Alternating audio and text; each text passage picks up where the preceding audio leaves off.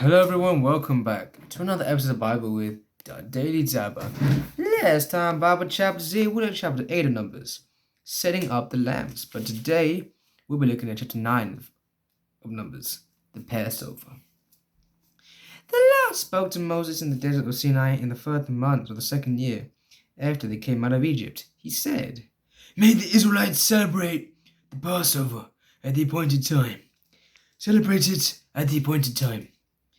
At twilight on the 14th day of this month, in accordance with all its rules and regulations." So Moses told the Israelites to celebrate the Passover, and they did so in the desert of Sinai at twilight on the 14th day of the first month. The Israelites did everything just as the Lord commanded Moses, but some of them could not celebrate the Passover on that day because they were ceremonially unclean on account of a dead body.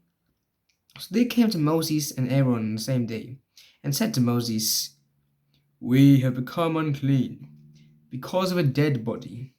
But why should we be kept from presenting the Lord's offering with the other Israelites at the appointed time?" Moses answered them, "Wait until I find out what the Lord commands concerning you." The Lord said to Moses, "Take the Israelites.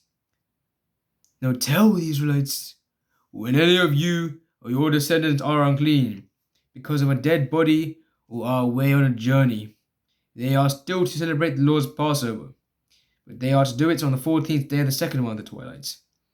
They are to eat the lamb together with unleavened bread and bitter herbs. They must not leave any of it till morning or break any of its bones.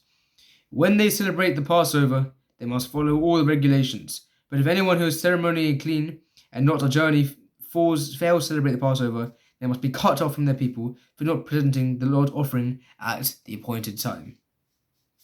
They will bear the consequences of their sin. A foreigner residing among you is also to celebrate the Lord's Passover in accordance with its rules and regulations.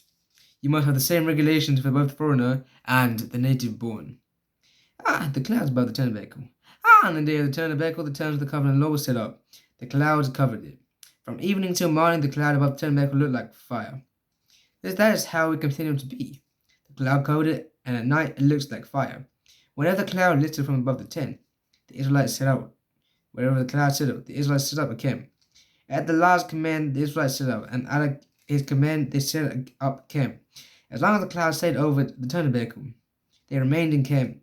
When the cloud remained over the tabernacle a long time, the Israelites obeyed the Lord's order and did not set out. Sometimes the cloud was over the tabernacle for only a few days. At the Lord's command, they were set up the camp, and then at his command, they were set out. Page 10. Sometimes the cloud stayed only from evening till morning, and when it lifted in the morning, they set out, whether by day or by night. Whenever the cloud lifted, they set out. Whether the cloud stayed over the tabernacle for 2 days, or over a month or a year, the Israelites remained in the camp and not set out. But when it lifted, they would set out. At the Lord's command, they set up camp, and at the Lord's command, they set out. They obeyed the Lord's order and accorded with his commands through Moses. Thank you all for listening. It's been a pleasure. I am the Daily Dabber, and this is